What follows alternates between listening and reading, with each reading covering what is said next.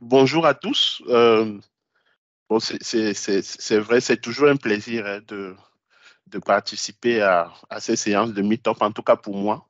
Ça me permet enfin, c'est une occasion pour moi de partager quelques deux ou trois trucs qu'on découvre sur l'environnement. Comme vous le savez, le cloud et tout ce qui est autour de ce cloud de Microsoft M365 et Azure, il y a toujours des nouveautés et c'est vraiment un plaisir pour moi d'être là.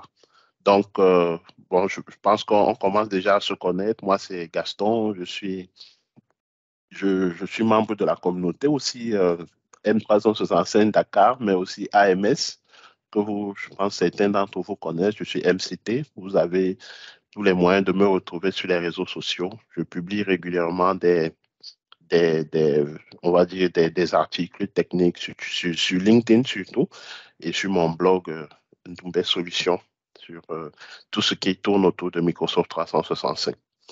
Voilà. Aujourd'hui, je vais vous parler d'une fonctionnalité qui entre dans le cadre de ce qu'on appelle la gouvernance d'identité dans Azure AD ou bien dans ce qu'on appelle aujourd'hui Microsoft Entra. Vous savez que Microsoft est en train de rebrander tout ce qui est Azure AD. Maintenant, ils veulent l'appeler Entra en ajoutant de nouvelles fonctionnalités. Et je vais vous parler de cette fonctionnalité et s'il vous plaît, restez jusqu'à la fin parce que j'ai un cas pratique que je vais partager avec vous. C'est peut être pris comme un retour d'expérience d'un projet sur lequel je travaille et vous allez voir en quoi cette fonctionnalité peut vous être utile aussi. Donc, c'est une fonctionnalité de la gouvernance des identités qui permet d'automatiser l'accès aux applications. Donc, euh, en fait, quand je préparais ce sujet, bon, moi, j'ai commencé du côté Microsoft 365, mais je me suis rendu compte qu'en fait, cette fonctionnalité-là, en fait, ont été codifiées. Elles ont été codifiées dans ce qu'on appelle en anglais entitlement management. Bon, le français n'est pas toujours. Le français, Microsoft a traduit ça en français dans son interface par gestion des droits d'autorisation. Bon, je pense que ce n'est pas, je sais pas, vous savez, il y a toujours ce débat-là. Parfois, en français, on ne rend pas toujours compte vraiment de la réalité de la chose. Parce que pour moi, gestion des droits d'autorisation, ça ne me dit pas grand-chose. Mais je vais donc utiliser le mot anglais hein, pour que ça ne fasse pas confusion avec des droits d'autorisation ou bien autre chose que vous connaissez déjà. Donc, à gauche, là, vous avez la définition de Gartner, mais on va rester avec la définition de Microsoft, comme nous sommes dans un public un peu, on va dire, francophone. C'est une fonctionnalité qui permet, n'est-ce pas, de gérer le cycle de vie des identités et des accès à grande échelle en automatisant les workflows, machin, machin, machin. Donc, dit comme ça peut vous paraître être du vaudou, mais en réalité, cette fonctionnalité vient répondre à une vraie problématique. Et c'est ça qu'on va voir. En fait, c'est l'entitlement management. C'est une nouvelle façon de gérer les accès, n'est-ce pas, qui s'implémente de diverses façons en fonction de l'éditeur. Donc, j'ai découvert aussi qu'il y a plusieurs éditeurs qui ont leur, on va dire, configuration de l'EM. Je vais raccourcir comme ça en disant EM. Vous avez un éditeur qui s'appelle Okta, qui a sa déclinaison de l'EM. Vous avez aussi plusieurs grands éditeurs de l'informatique, Oracle, ainsi de suite, qui ont, n'est-ce pas, une déclinaison de l'EM. Mais nous, ici, nous allons voir comment Microsoft implémente, n'est-ce pas, dans l'EM dans M365. Alors, c'est quoi le problème? En fait, vous savez que nous sommes dans un environnement où on a des risques de plus en plus évolués de cyberattaques. Voilà, c'est comme ça qu'on appelle ça, la cybersécurité et tout. C'est un sujet qui est de plus en plus à la mode, n'est-ce pas? Et comme tout le monde sait, la gestion des accès et des privilèges, n'est-ce pas, c'est un aspect important de la cybersécurité. D'ailleurs, pour ceux qui s'intéressent au monde de la sécurité, vous allez entendre beaucoup parler de l'approche Zero Trust, n'est-ce pas, qui est le nouveau paradigme de protection de la sécurité dans tout ce qui est cloud. Tout le monde parle de Zero Trust, mais le Zero Trust commence par quoi? Par la sécurisation ou la gestion, n'est-ce pas, on va dire, potable des identités. d'accord? Parce que les identités, c'est ça la base, quoi. Parce que en général, bon, il faut une identité pour faire tout dans le système. Donc, si vous ne gérez pas les accès, les identités de façon potable, vous avez potentiellement un problème qui va, n'est-ce pas, que vous allez rencontrer. Ensuite, deuxième chose, nous sommes dans un contexte où on demande aux équipes informatiques de faire plus avec moins. C'est-à-dire que on nous demande d'utiliser des techniques qui sont bon, l'automatisation, le self-service. Le self-service, c'est quoi? C'est-à-dire que une partie des, enfin, on va dire une partie du travail que faisait un administrateur informatique, il faut que l'utilisateur soit capable de le faire. Donc, si nous avons des technologies qui peuvent mettre cette capacité en notre main, pourquoi ne pas les utiliser? Vous allez voir, dans le cas, le retour d'expérience que je vais donner à la fin, vous allez voir je vais illustrer vraiment de façon très précise ce point, n'est-ce pas?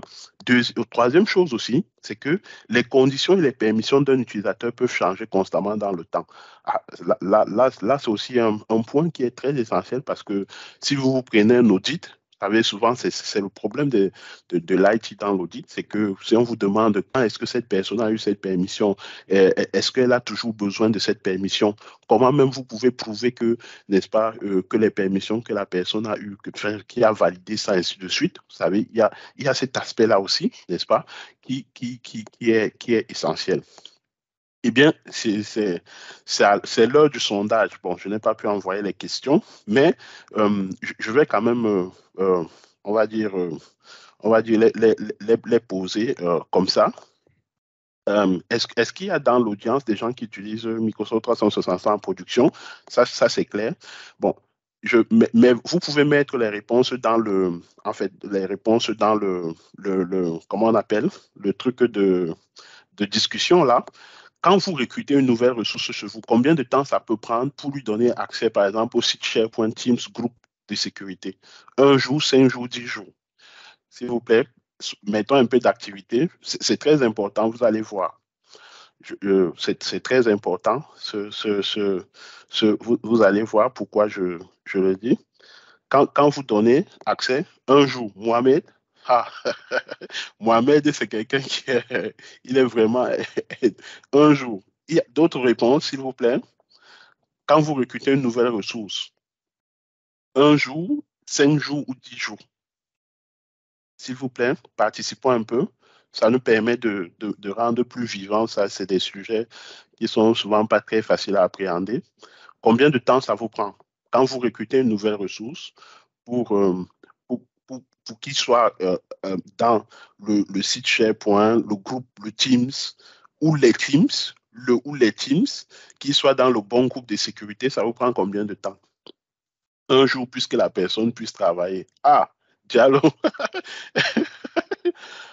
En production, je donne l'accès très rapidement, mais je suis admin de mon environnement. OK, Julien, on sent que c'est un environnement de moins de 150 personnes. Ça, c'est...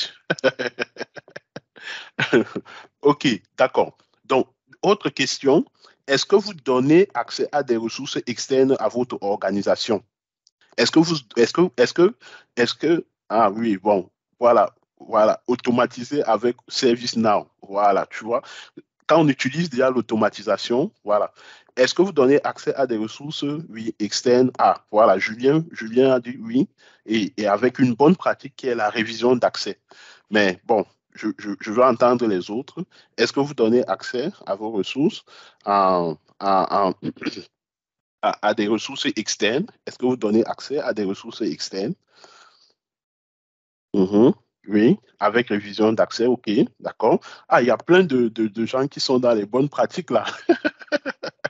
Ah, c'est Mohamed, c'est plus à toi qu'on des accès externes. OK. En fait, l'idée de cette question, en fait, c'était justement, c'est que on voit encore beaucoup d'organisations, désolé, beaucoup d'organisations qui donnent accès à des ressources externes, mais qui ne mettent pas en œuvre des règles comme la révision d'accès. On pourra revenir dans un autre meet-up, n'est-ce pas, sur la révision d'accès.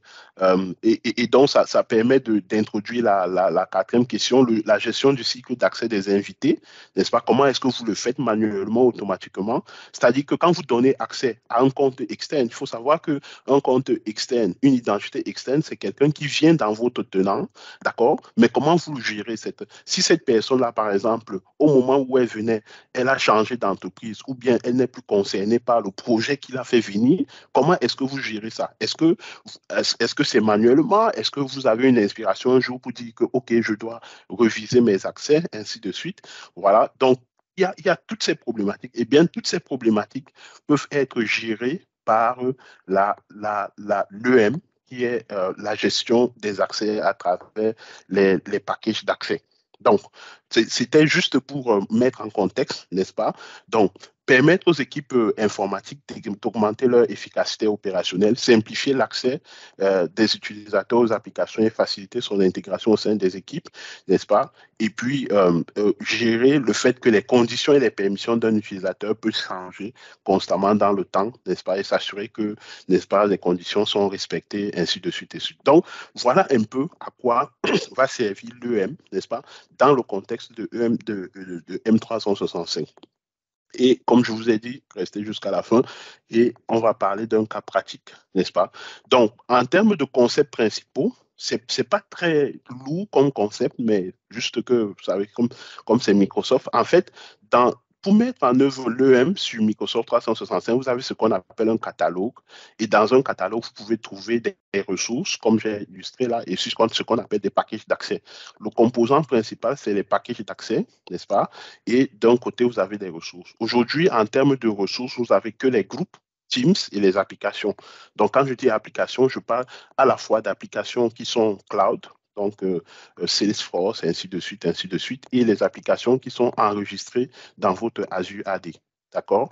Donc, c'est tout ça. Et aujourd'hui, vous savez qu'avec un certain nombre de mécanismes, on peut enregistrer même des applications qui sont nativement on-premise dans le Azure AD. Donc, allons donc voir de façon très pratique, n'est-ce pas? C'est l'instant de la démo. D'accord? Sauf s'il y a des questions, mais je pense que les questions vont venir après. Donc, dans la démo, le scénario qu'on va mettre en œuvre, c'est quoi? C'est qu'on a une entreprise qui lance un nouveau projet, je ne sais pas, marketing, un nouveau projet, et cette entreprise-là va créer un package d'accès, n'est-ce pas, pour, n'est-ce pas, un utilisateur, enfin pour des utilisateurs. Parce que l'autre problème aussi qu'on a dit, c'est que souvent quand vous recrutez une nouvelle ressource, déjà, elle ne sait pas à quoi elle a accès. Elle ne peut pas savoir. Pour qu'elle sache, il faut qu'elle discute avec son manager, il faut qu'elle appelle le helpdesk, ainsi de suite. Donc ça peut résoudre cette problématique-là. C'est-à-dire que à quoi est-ce que je vais avoir accès? Et souvent même, en fonction de la ressource à laquelle on veut accéder, souvent le processus d'octroi d'accès est différent, n'est-ce pas? Si vous avez par exemple un site SharePoint qui est administré par un administrateur et une équipe Teams qui est administrée par un line business manager, donc vous convenez avec moi que le processus d'octroi, il faut contacter le line business manager pour le Teams, il faut contacter l'administrateur pour le SharePoint. Et donc, c'est toutes ces problématiques que, n'est-ce pas, l'EM permet de résoudre. Alors, donc là, je suis dans mon portail. Je vais juste m'assurer, comme j'ai souvent plusieurs identités. Une minute. Changer de.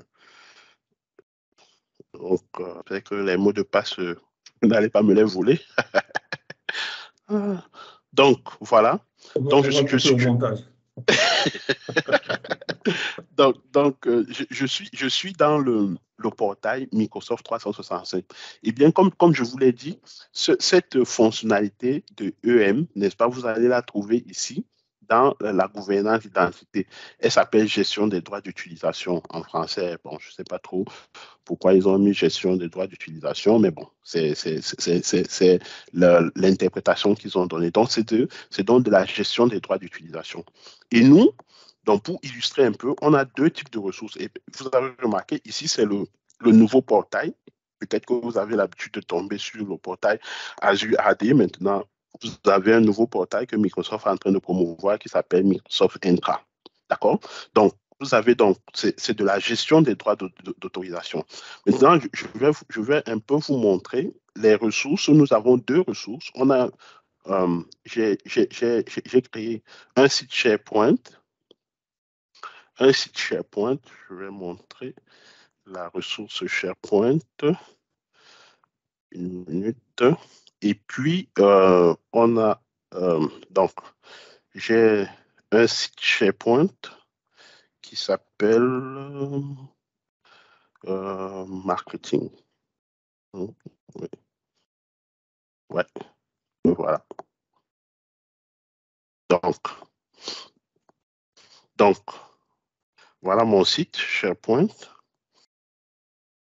D'accord, je l'ai créé avant. Et je vais vous montrer juste un truc. Si vous remarquez, ici, dans les autorisations du site, vous allez remarquer qu'il n'y a que le propriétaire. Il n'y a aucun membre dans ce site. Donc, pas de visiteurs, pas de membres. Deuxième autre petit truc que c'est dans les groupes. J'ai aussi un groupe que j'ai appelé GRP Marketing. D'accord? Donc, c'est un groupe de sécurité que j'ai créé. Et donc, dans ce groupe, il n'y a pas, de membres. D'accord? Comme vous voyez, il est vide. Donc, on va revenir donc à la démo et on va revenir dans notre EM. Et comme je vous ai dit, si vous avez vu sur le schéma, en général, vous pouvez aller directement pour créer les paquets d'accès, mais nous, on va bien faire ça. On va créer d'abord un catalogue. Bon, généralement, dans le catalogue, vous rassemblez les ressources et le catalogue a aussi une autre fonction, c'est que le catalogue peut être délégué. D'accord? Donc, on va créer un catalogue qu'on va appeler test Dakar M365. Donc, dans le catalogue, il est activé et puis on peut utiliser potentiellement pour les utilisateurs externes. Oui, je vais laisser pardon, il faut mettre une description. Je vais laisser les paramètres par défaut et je vais créer mon catalogue. Voilà. Donc, mon catalogue est créé. Dès que mon catalogue est créé, je peux, n'est-ce pas, aller dans les ressources et y ajouter des ressources. Et qu'est-ce que je vais ajouter comme ressources? Je vais ajouter mon groupe. Donc, ça, c'est les ressources auxquelles je veux donner accès. Donc, je vais ajouter mon groupe, n'est-ce pas? Et je vais ajouter mon site SharePoint. Donc, il faut que je le trouve. Il s'appelait marketing quelque chose. Le voilà.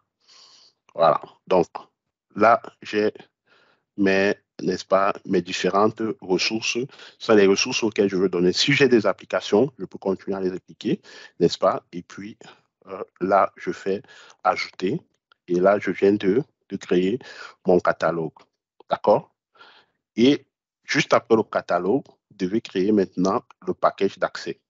Le package d'accès, en fait, c'est le package que vous allez donner à vos utilisateurs. Et c'est ce package, en fait, c'est ce package que les utilisateurs vont, on va dire, utiliser pour pouvoir, n'est-ce pas, accéder ou demander l'accès à aux différentes ressources que vous avez créées ou que vous avez mis dans votre package.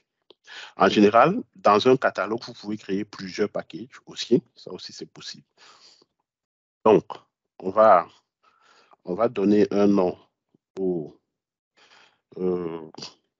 à notre package, on va dire Project Dakar, par exemple. D'accord. Ensuite, on va aller sur tout ce qui est rôle. Donc, je vais ajouter mon groupe marketing, là, et je vais ajouter mon site SharePoint. Et après ça, après avoir ajouté mes ressources, je vais dire, n'est-ce pas, quel est le rôle que je vais donner aux différentes ressources. Par exemple, si quelqu'un demande l'accès au groupe marketing, qu'est-ce qu'il sera? Pour moi, il sera un membre. Et ici, il sera aussi membre du site SharePoint. Voilà. Voilà.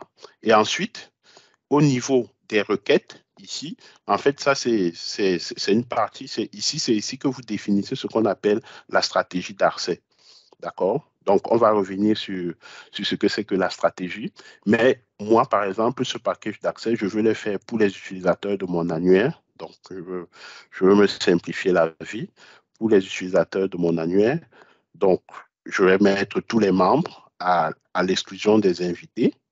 Et puis, je ne vais pas exiger d'approbation puisque c'est des utilisateurs internes Donc, je vais activer et puis je vais faire suivant. Information sur le demandeur, je laisse ça comme ça, je ne mets pas de questions. Et là, vous tombez donc dans la partie où vous pouvez, n'est-ce pas, définir, n'est-ce pas, quand est-ce que enfin, là, c'est le cycle de vie, on va dire, n'est-ce pas? Est-ce que les attributions de package expirent? Je vais dire jamais, puisque c'est des utilisateurs internes. Donc, les utilisateurs peuvent demander une chronologie spécifique. Oui, je peux laisser ça comme ça. Exiger de la révision d'accès, je vais dire non. Voilà. Ensuite, je vais aller et puis je pourrais créer. S'il y a une erreur, n'est-ce pas, en général, il va vous souligner là où il y a l'erreur et puis vous allez pouvoir, n'est-ce pas, corriger, n'est-ce pas, le composant qui est manquant. Donc, voilà. Donc, qu'est-ce que je viens de faire? Je viens de créer un catalogue, mais bon, ça, c'est accessoire, mais je viens de créer un package d'accès dans lequel j'ai deux ressources. J'ai un groupe, n'est-ce pas? J'ai un groupe et j'ai un site SharePoint. Et maintenant, ce package d'accès, je peux le... Enfin, il est à la disposition de mes utilisateurs. Ce que j'ai défini dans ma stratégie, c'est mes utilisateurs internes, n'est-ce pas? Et c'est un package qui est facile d'accès. Il n'y a pas de validation, il n'y a rien, n'est-ce pas? Vous pouvez, n'est-ce pas, y accéder sans problème. Et donc, côté utilisateur, ça donne quoi? En fait, chaque fois que vous créez un package d'accès, vous avez ce qu'on appelle ce lien-ci, n'est-ce pas? Ce lien qui est en fait un lien que le package vous donne et qui est, n'est-ce pas? C'est ce lien-ci donc que vous communiquez à l'utilisateur et c'est tout. D'accord? Vous communiquez simplement ce lien à l'utilisateur et l'utilisateur, il va donc faire du self-service. Et puis, avec des capacités d'automatisation qu'il y a dans le package, n'est-ce pas, il pourra avoir accès à ces différents machins. Je ne sais pas s'il y a quelqu'un dans l'audience qui veut faire l'utilisateur pour moi, ce serait intéressant, mais sinon, je vais le faire ici. Ça va me permettre. Est-ce qu'il y a Mohamed? Ça te dit de partager ton écran pour faire l'utilisateur pour moi? Bon, je vais le faire ici. Oui, oui, je peux le faire, oui. Ah. Je peux le faire. Une Pour, minute. pour pas que je bouscule mon écran et tout et tout. Donc voilà le lien. Donc, voilà le lien, Mohamed. Donc l'utilisateur, c'est celui-là. Mhm. Voilà. Donc, je vais mettre dans le truc que. Donc, tu as le nom et le mot de passe. Donc, peut-être que tu vas partager un OK. peu ton écran. Ouais. Donc, tu cliques sur le lien et tu te connectes avec Henrietta M, machin truc, et puis OK, OK. le mot de passe qui est à côté. Ouais. D'accord. Donc, Et je puis, copie le lien. oui, pendant Je, que tu, oui, je vais pendant que partager mon écran tu d'abord. partages l'écran, je vais expliquer un peu ce qui se passe. OK, c'est bon, vous voyez mon partage? Oui, ça arrive. Ouais, voilà. Donc, oui, OK. vas-y. Mhm. Voilà. OK. Donc, tu vas te connecter. OK, je copie Euh, le login. oui, tu copies le login simplement et le deuxième paramètre, c'est le mot de passe. Le backslash, il est Non, inclus non, le ou... backslash, c'est juste pour faire la différence entre mot de passe et le login. OK. Le login s'arrête à Donc, .com. donc c'est bien ce Ouais. login, Henrietta M. Oui, oui, oui, oui, c'est bien ça. OK. Ensuite, le mot de passe. Ouais, le mot de passe, oui.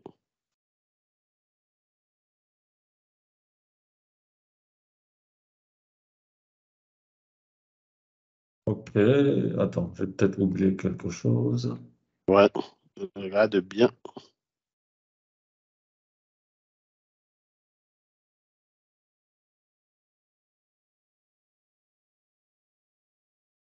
Ah, c'est... Il y a un souci. Bon, on va Ouais, peut-être... ouais. donc, Je, on va... je prends le anti-slash, il fait partie du mot de passe ou Non, non? non, non, non, le anti-slash ne fait pas D'accord. partie du mot de passe. Si tu le prenais, il OK. faut l'enlever. Non, non, Lui, je il ne ne fait l'ai pas pas partie pris. du mot de... Tu l'as pas pris? Non, non. Bon, écoute, on va... Je vais... Je, je vais réinitialiser Ouais. le mot de passe. Ce sera pas long.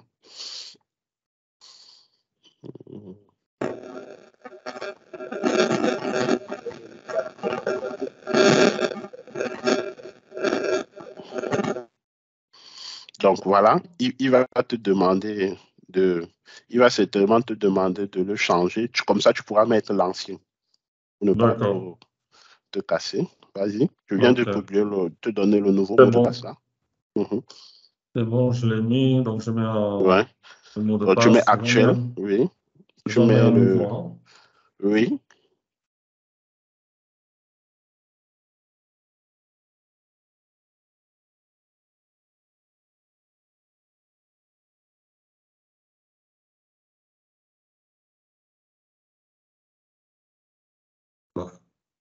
Bon, en fait, Écoute. prends l'ancien, le Ouais. raffut là, parce que c'est sûr qu'il y a la stratégie qui te casse les couilles, comme d'habitude. Voilà.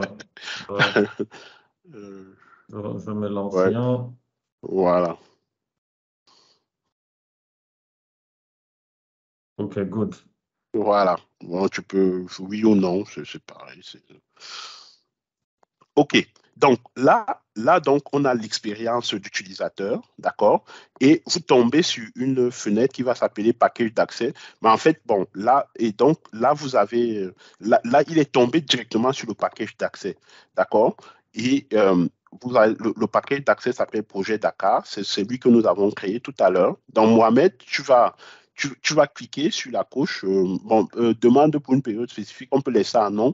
Justification, il D'accord. faut mettre une justification. Tu peux mettre oui, OK. je suis un nouvel employé ou je sais pas, oui, accès demandé. Et tu vas demander l'accès. Et OK. tu vas justement cliquer sur demander l'accès. Demande Voilà. d'accès.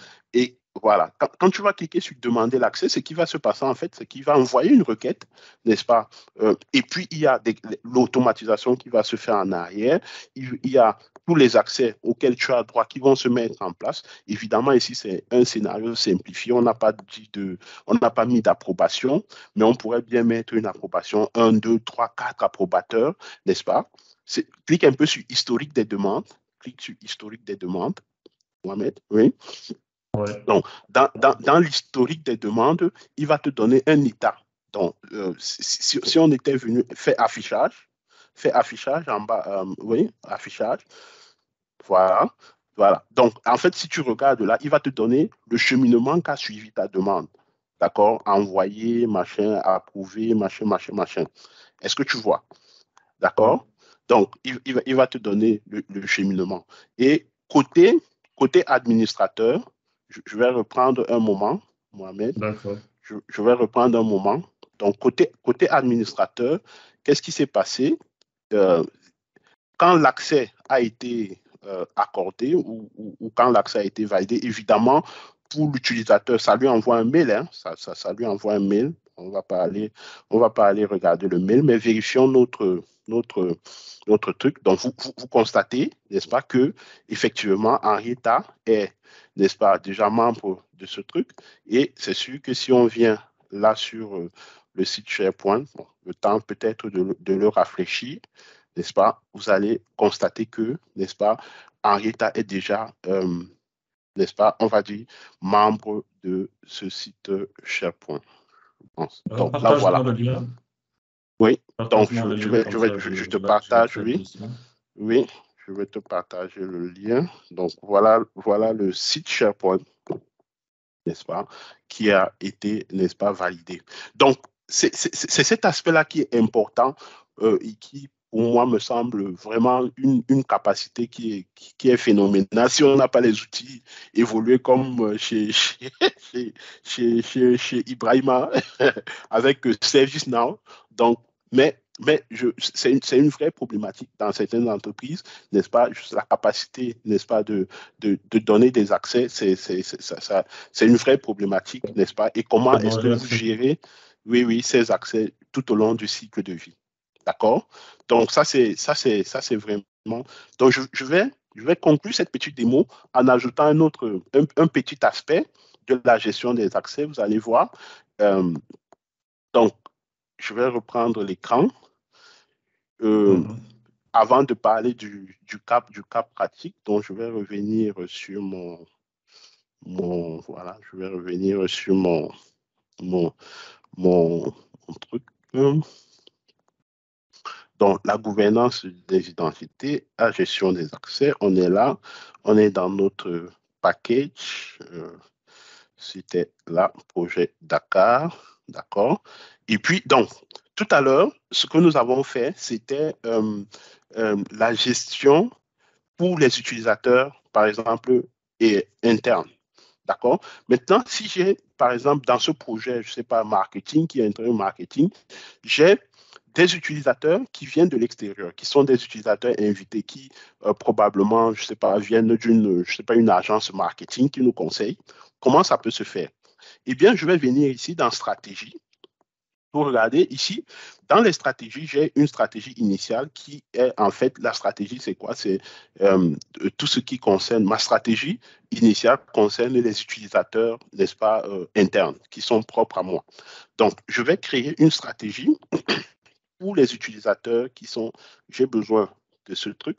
Bon, ici j'ai pris un tenant, bon, des gens qui ont aussi un tenant Office 365, d'accord? Donc, je vais donner un nom à ma stratégie, WWL. Ensuite, je vais dire que je vais créer une stratégie pour des utilisateurs qui ne sont pas de mon annuaire, d'accord? Et je vais... non, attends. Donc, voilà. Donc, je vais créer une stratégie pour les utilisateurs qui ne sont pas de mon annuaire. Je suis passé un peu trop vite. Ensuite, ce que je vais faire ici, je vais connecter ce qu'on appelle, je vais connecter cet annuaire-là, cet autre annuaire-là à mon annuaire. C'est ce qu'ils appellent ici des organisations connectées. Donc, je vais ajouter un annuaire.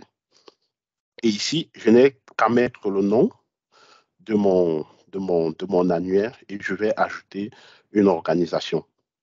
Je vais faire un peu vite, mais bon.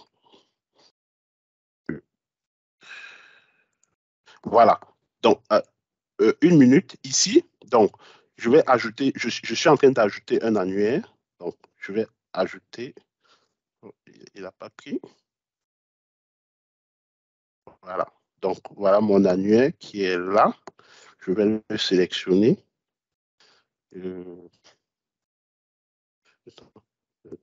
Ajouter. Voilà. Et je le sélectionne. Voilà. Donc, je l'ajoute. Ensuite, je vais sélectionner ce qu'on appelle un sponsor. Puisque c'est une organisation qui vient de l'interne, le sponsor, en fait, c'est comme qui est la personne qui valide cet accès. D'accord? Moi, je vais ajouter un sponsor interne, juste un sponsor interne. Je vais l'appeler Gaston. Donc, c'est le super administrateur. Et je vais, n'est-ce pas, créer. Ah oui, il me dit que je n'ai pas mis une description. Donc, comme ce sont des assistants, si vous avez raté quelque chose, ils vont vous le rappeler. Donc, je vais ajouter, donc, n'est-ce pas? Donc, j'ai ajouté mon annuaire. Donc, là, je suis toujours en train de créer une stratégie. Je venais juste de créer une stratégie pour les utilisateurs qui ne sont pas de mon domaine, n'est-ce pas? Et pour cette organisation spécifique-ci qui est connectée. Et pour cette organisation, je vais exiger une approbation. Donc, je vais exiger que le demandeur justifie, oui, et combien de phases d'approbation. Je vais prendre une seule phase pour simplifier ce truc et je vais dire que l'approbateur, c'est le sponsor interne. Bon, il va m'exiger d'ajouter un secours. Donc, je vais prendre Alex. Bon, voilà. Voilà, il va me. Bon, là j'ai cliqué un peu trop, j'ai ajouté deux secours. Et puis, il va me dire en combien de temps la décision va être prise. Puisque c'est un workflow qui déclenche, donc il faut pouvoir dire qu'en 5 jours, il faut que la décision soit prise. Et si vous dépassez les 5 jours, le workflow va aller chez l'approbateur. D'accord? Exiger la justification de l'approbateur. On peut dire oui, ça peut être intéressant pour des besoins d'audit. Activer les nouvelles demandes et ensuite, on suit simplement le reste de trucs. Et voilà, ici, on peut aussi gérer le cycle de vie. Vous voyez, par exemple, si j'ai, comme c'est des utilisateurs invités, je peux dire que en termes d'expiration Donc, cet accès ou ce paquet d'accès ne va pas dépasser 365 jours, donc un an, n'est-ce pas? Donc, les utilisateurs peuvent demander une chronologie spécifique, oui. Je peux aussi venir même là et déclencher une révision d'accès, vous voyez, dans la même stratégie. J'octroie les droits et je déclenche la révision d'accès, mais moi, je ne vais pas le faire. D'accord? Je vais laisser ça pour simplifier, pour garder tout ça très simple. D'accord. Donc, voilà, on est toujours dans notre package d'accès, n'est-ce pas, qui s'appelle Projet Dakar. Et maintenant, nous avons deux stratégies. Nous avons une stratégie, n'est-ce pas, interne, et nous avons une stratégie qui concerne les utilisateurs d'un tenant invité, n'est-ce pas, que nous avons appelé Wall. Voilà. Donc, maintenant, comment tester tout ça? Ce que nous allons faire, tu vas encore m'aider, Mohamed. Je vais te donner un utilisateur du tenant externe Oui. Oui. et tu vas reprendre le même lien. Donc, tu vas te déconnecter du lien. OK. Ouais, tu vas te déconnecter du lien et tu vas utiliser ce monsieur qui, lui, OK. pour le coup, c'est un utilisateur invité de notre tenant, n'est-ce pas? Et puis, on va voir quelle est l'expérience côté utilisateur. Donc, clique encore sur connecter pour te déconnecter définitivement. Clique encore. Clique une deuxième fois. OK. Il va déconnecter, oui. Tu peux cliquer une deuxième fois. Euh, Oui, oui, clique. Vas-y. Voilà, voilà. là, il t'a déconnecté. Voilà. Maintenant, voilà. Et tu prends cet autre compte-là. J'espère que j'aurai pas que lui, le mot de passe soit passé tout doucement. Mais est-ce que tu as repris le lien? Oui, tu as repris le Oui, lien, il est l'ancien lien? revenu sur le lien tout seul. D'accord, ok, Il est revenu vas-y. sur le lien My Access tout seul. Oui, vas-y. OK.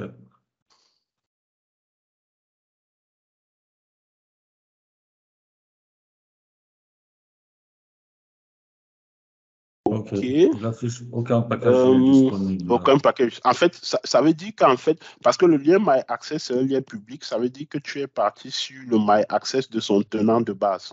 Donc, reprends ce D'accord. lien-ci. Donc, je vais me déconnecter Donc, oui, totalement. J'ouvre une nouvelle instance. oui, voilà.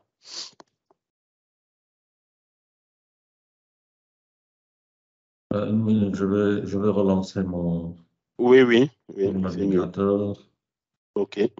Fenêtre privée. Donc, j'utilise.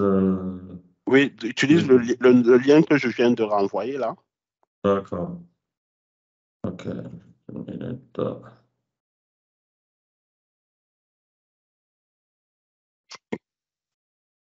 Tu peux partager ton écran. Oui. Ouais, voilà. C'est ce lien, n'est-ce pas? Oui, c'est bien celui-là. D'accord.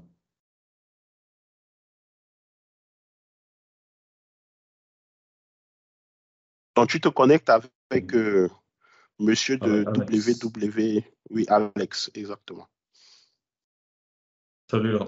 Donc, oui, vous remarquez que ici nous sommes sur le tenant on va dire, d'arrivée, n'est-ce pas? Mais on va se connecter avec l'identifiant de notre compte invité. Oui, allez-y, vas-y. Mhm. Le mot de passe. Il faut qu'il marche celui-là si les dieux de la démo sont avec nous. Apparemment, c'est passé. Voilà. Voilà. Donc, voilà. Donc là, on retombe exactement, enfin, on a exactement, on va dire, le même, le même, mais là, il y a un truc qui va changer. Oui, là tu vas demander l'accès, n'est-ce pas? C'est toujours le Mhm. même package, hein, rien n'a changé. Tu vas demander l'accès. Donc, clique sur demander l'accès. Voilà. Voilà. Et puis, regardons un peu ce qui se passe dans l'historique des demandes. Regarde un peu ce qui se passe dans l'historique des demandes. Voilà. Fais affichage. Donc, tu vois, il te dit que tu es en attente d'approbation. Tu vois? Ouais. Donc, ton accès il est parti, mais tu es en attente d'approbation. Donc, il va te dire que tu es en attente d'approbation. Et l'approbation, c'est moi qui va la faire. Donc, je vais reprendre un peu l'écran. Normalement, il va m'envoyer. En fait, il y a deux façons. En général, le système envoie un mail à l'approbateur. Mais si le système, si ça traîne un peu, ce que l'approbateur peut faire, il peut rentrer, copier ce, tu peux, ah voilà, il est venu. Ça, je croyais que ça allait tarder. Bon, tu vois, il me dit, euh, Alex approuve or deny, machin, machin. Alex Wilber a soumis une requête pour accéder à Project Dakar, approuve ou bien rejecte, ainsi de suite, ainsi de suite. Vous voyez, c'est vraiment, il y a de l'automatisation derrière, il y a de l'automatisation, et puis ça peut même être dirigé, pas forcément vers quelqu'un d'IT, ça peut être même un responsable métier qui est, n'est-ce pas, on va dire, euh, euh, euh, euh, comptable de cette requête-là, n'est-ce pas? Et puis, n'est-ce pas, je vais dire que j'approuve Alex Walber. Et comme on m'a demandé, n'est-ce pas, on m'a demandé d'indiquer la raison, oui, je vais mettre, par exemple, valide et je vais approuver et je vais envoyer. Voilà. Et si tu reviens chez toi, Mohamed, tu vas voir que le workflow va continuer. Ouais. Donc, euh, s'il te plaît, partage-nous C'est un peu bon, j'ai ton écran. partagé. Ouais. Donc, si tu peux fermer ça et tu reviens à historique, parce que bon, le temps les trucs ne s'affiche pas toujours au truc. Oh là là. Non, tu vas, c'est pas grave. Donc, de Donc, ce moment-là, voilà. ok. Donc, Ok. on a compris un peu la logique. Donc, tu vas Oui, effectivement oui. voilà, tu vas effectivement avoir accès à, à un, voilà, à un package et même ça t'envoie un mail, n'est-ce pas? Tu vas récemment avoir accès à un package, au package auquel tu as eu droit et ça va t'envoyer un mail. Donc, voilà un peu ce que je voulais partager avec vous, les amis, sur cette nouvelle fonctionnalité de l'automatisation, n'est-ce pas, de l'automatisation des accès, n'est-ce pas, à travers ce qu'on appelle les packages d'accès, automatisation, n'est-ce pas, des accès aux applications. Oui, tu peux dire oui, hein, tu peux dire oui, parce que Ok, d'accord. oui, J'accepte tout. tu peux accepter normalement. Ok, Là, c'est parce que tu es tombé sur la page initiale sans passer par le package d'accès en direct.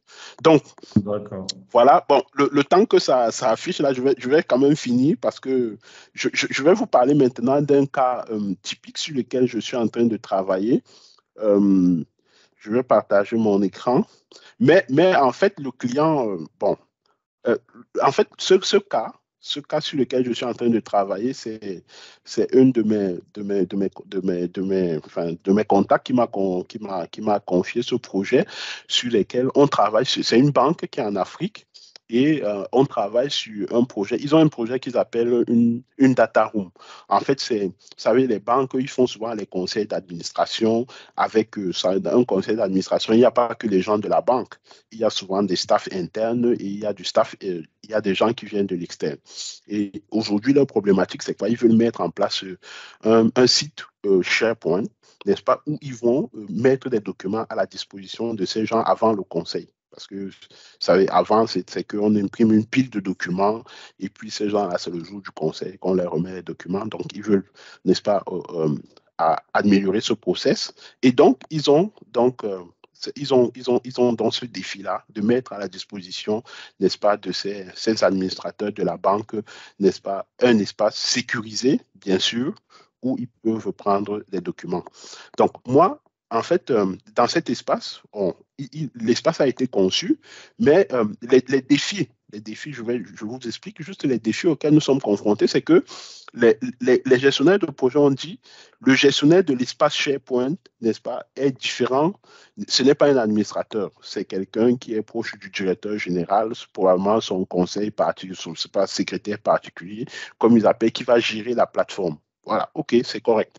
Maintenant, les utilisateurs, donc tout ce qui est identité, c'est géré où? C'est géré au niveau de l'IT. Je ne sais pas si vous voyez déjà le bordel que ça peut créer. C'est-à-dire que le gars qui donne accès à la plateforme doit se référer à l'IT et l'IT lui-même parfois, n'est-ce pas, pour créer, par exemple, une identité externe. Et vous savez que chez nous, en Afrique, souvent, les administrateurs de banque, là, ce n'est pas souvent des gens qui sont technically ready. Donc, c'est des gens qui sont... Donc, il y a peut-être de l'assistance à faire, n'est-ce pas? Donc, vous voyez, juste pour un petit projet comme ça va créer du stress pour les IT, le provisionnement des guest accounts. Imaginez s'ils n'ont pas cette technologie-là, s'ils n'ont pas de la révision d'accès, s'ils n'ont pas... Enfin, ils n'ont pas ça. Je suis en train de vous dire qu'ils n'ont pas ça. Mais imaginez, n'est-ce pas, comment, n'est-ce pas, en mettant en place cette gestion des accès, n'est-ce pas, à travers les paquets d'accès, ça va leur rendre la vie facile. Bon, aujourd'hui, leur problème, c'est que pour mettre en place cette fonctionnalité, il faut du Azure AD P2. C'est ce que je n'ai pas mentionné. Azure AD P2, et ça prend de l'argent, ça a un coût, n'est-ce pas? Et est-ce que vous pensez que je dois convaincre mon client de, n'est-ce pas, prendre cette fonction au vu de tous les bénéfices que ça peut lui apporter? Voilà. Je vous remercie. Et c'est ce que je voulais partager avec vous ce matin. Je suis très heureux que vous soyez restés jusqu'à la fin. Et s'il y a des questions, je suis, n'est-ce pas, disposé à les prendre. Merci. Merci, Brahima. Merci beaucoup, Gaston. Merci pour cette ouais. super présentation et démo. Ouais. Merci à vous. Merci, Julien.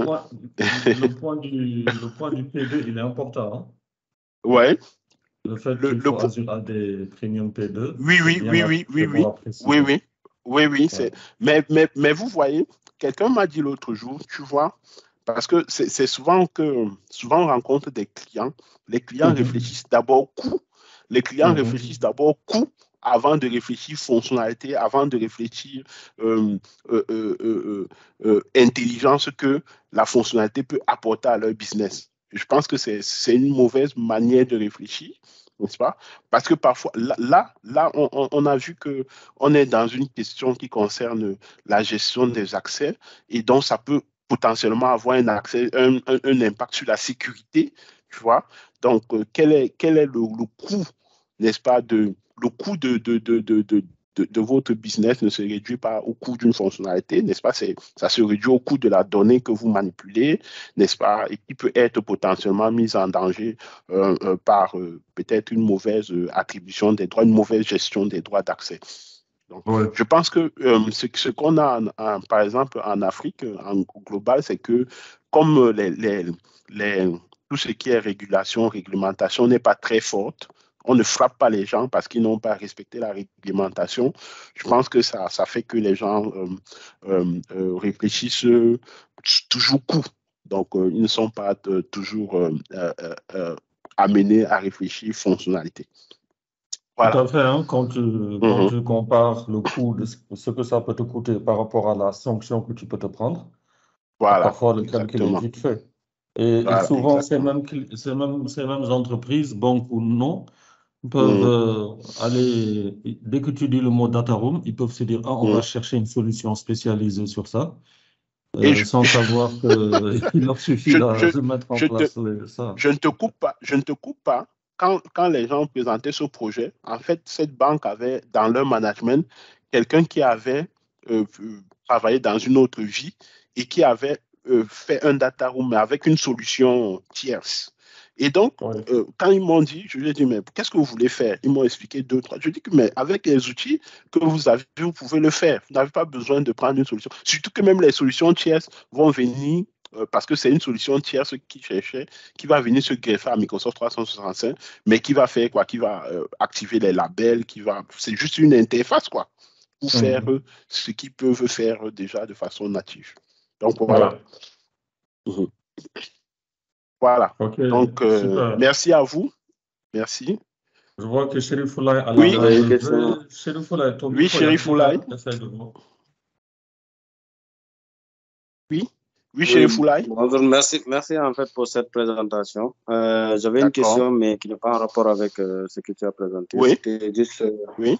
Oui, C'est juste pour savoir, par exemple, pour prévenir les fuites de données au niveau des organisations. Parfois, on met en place des accès conditionnels, surtout si l'organisation donne des PC aux utilisateurs internes. Voilà, donc, comment réfléchir sur une stratégie, par exemple, pour dire que voilà, si pour la personne qui peut se connecter au niveau de l'organisation et accéder aux ressources, voilà, il faut que ce soit un PC de l'organisation, voilà, avec Microsoft 365. Ok, par exemple, oui, vas-y. Je sais pas, parce que certaines personnes peuvent utiliser, par exemple, leur téléphone, accéder, alors que leurs téléphones ne sont pas enrôlés, ou bien utiliser d'autres ordinateurs qui ne sont pas enrôlés, pouvoir se connecter, accéder aux ressources internes, quoi. Et ça peut engendrer des fuites de données, quoi. Oui, tout à fait. Bon, Chérif Oulaye, je pense qu'on va aborder ça dans un sujet. Ça peut être un sujet intéressant. Si vous voulez le voir, je peux le préparer plus en détail. Comme ça, on pourra discuter. Il y a plusieurs technologies, hein, parce qu'il y a une technologie qu'on appelle aujourd'hui Intune, n'est-ce pas, qui permet de gérer tout ce qui est périphérique, n'est-ce pas, de façon automatique, c'est-à-dire périphérique, mobile et tout ce qui est laptop, même poste de travail, ainsi de suite. Ça peut être une solution. Les conditional access aussi peuvent être une solution. Et puis, il y a d'autres solutions. Il y a les labels de sensitivité, il y a les DLP, Data Loss Prevention Policy. Il y a tout ça qu'on peut mettre en œuvre. Effectivement, en fonction de l'objectif que tu veux atteindre, n'est-ce pas? Mais il y a plusieurs technologies qui peuvent entrer. Parce que, tu vois, toi, tu dis l'accès. Mais tu peux être un staff et faire fuir de la donnée. On est d'accord. Tu peux être quelqu'un qui a véritablement accès et faire fuir de la donnée par mail, par clé USB, voilà. Donc, la fuite des données, ce n'est pas seulement le contrôle de l'accès. Ça peut aller beaucoup plus loin que l'accès. D'accord? Donc, il y a effectivement. Oui. Voilà. Là, Donc, ce serait un sujet très intéressant. Là, dans mon scénario, en fait, c'est que on s'est dit que, par exemple, on a bloqué les ports au niveau des... Parce que sur Intune, on peut bloquer les ports des postes de travail et tout ça, quoi.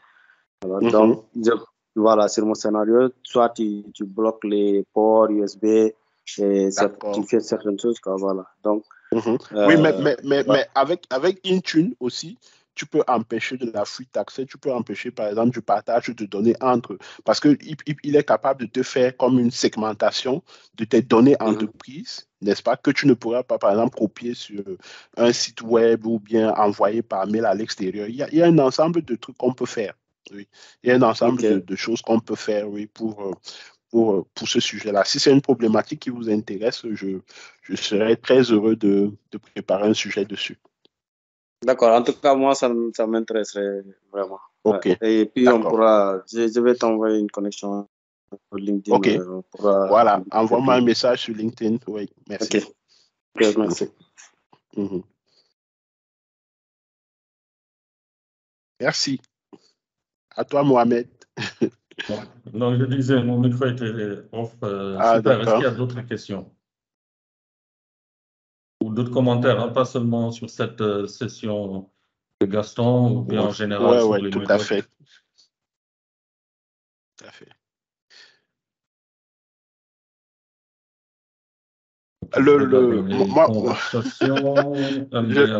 Oui, tu disais, Gaston? Je voulais demander à Ibrahima mais Ibrahima, comme il est déjà un speaker international, il nous abandonne pour faire son Azure, quoi, avec... Est-ce qu'il y a un truc qui est prévu pour le... Comment tu appelles ça, Ibrahima? Azure... Le Global Azure Bootcamp, c'est ça? Oui, Global Azure, oui, Global Azure Bootcamp. C'est prévu quand? Tu parles du Global Azure? Oui. Après ça, tu sais que tu peux même faire des sessions individuelles. Hein. En gros, c'est soit tu fais ton propre stream. J'ai vu, il y a même des communautés qui permettent en fait de faire des vidéos trucs à l'avance, enregistrées à l'avance et qui passent dans leur stream en fait. Ah, d'accord. Et donc, c'est à chaque personne, communauté de s'organiser. Et après, tu vas juste avoir le lien avec l'événement, le Global Azure Source, quoi. C'est prévu à quelle date? Sera répertorié. Je crois que c'est un truc en mai, 11, 12, 13 mai, quoi. Écoute, on va s'organiser pour ça. Oui, on va regarder ça dans le forum. C'est pour ça que je disais, il faut le préparer. Ok, moi, d'accord. Généralement, c'est en gros, en fait, c'est une école d'informatique qui nous héberge. D'accord. Et donc, comme ça en présentiel, c'est un peu dur de faire les deux. Ok, d'accord. Ok. Et c'est sur plusieurs jours, donc il y a toujours moyen de jongler entre plusieurs. D'accord. Écoute, on va essayer de trouver un autre ici à Dakar. Peut-être pas un jour différent de celui où tu présentes, mais un autre hôte qui peut. On l'a déjà fait en 2018. Hein. On avait été à l'Institut Edge à l'époque et c'était très intéressant. Patrick Guimonet était même présent. D'accord. Et son autre ami aussi. Et vraiment, c'était très bien. Ouais, présentiel, hybride, c'est vraiment convivial, quoi. C'est pas une session où les gens sont en ligne et tout. C'est toujours plus intéressant quand il y a aussi du présentiel. Ouais. Ok, d'accord. Merci. En tout cas, bonne journée à vous. Merci Gaston, merci à tous les speakers. Merci. Je pense qu'on n'a pas besoin de faire une longue conclusion. On se donne rendez-vous au prochain online meetup. D'accord. Merci. Allez, merci beaucoup pour votre participation. Passez un bon week-end. Au revoir. Merci à vous, merci à tous. Bon week-end.